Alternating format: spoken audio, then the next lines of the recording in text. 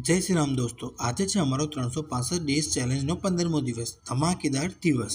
આજનો દિવસ એકદમ સ્પેશિયલ હતો કેમ કે આજે અમે આવ્યા હતા જેડી કાકાના ફાર્મ હાઉસ પર. આ ફાર્મ હાઉસમાં અલગ અલગ પ્રકારનું ધરું તમને જોરદાર વેરાયટી સાથે જોવા મળી જશે. બધું જ 100% ઓર્ગેનિક બી મળી જશે. ચારે બાજુ લીલીછમ હરિયાળી, શુદ્ધ હવા અને શાંત વાતાવરણ. સાચે કહું તો મન એકદમ ફ્રેશ થઈ જાય.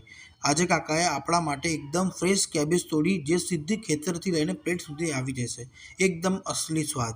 દોસ્તો, આ ધરુ ફાર્મ આપણને આપણા જીવનની મોટી શીખ આપે છે.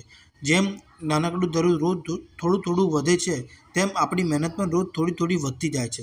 સફળતા એક દિવસમાં નથી મળતી, પણ રોજની કન્સિસ્ટન્સીથી જરૂર મળે છે. માટે હાર ના માનો, ચાલતા રહો, મહેનત કરતા રહો, તમારો સમય પર જરૂર આવશે. અને ઉત્તરાયણની તો વાત જ ના કરીએ તો જ સારું. પતંગ, ફિરકી, ઊંધિયું, તિલગુડ, ફેમિલી, દોસ્તો સાથેની મોજ.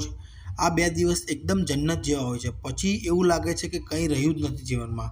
દિવસના એન્ડમાં અમે ગયા ઘીગોળ રેસ્ટોરન્ટ, અને શું જોરદાર જમવાનું હતું. ટેસ્ટ પણ એકદમ જબરદસ્ત, એમ્બિયન્સ પણ એકદમ ક્લાસીસ.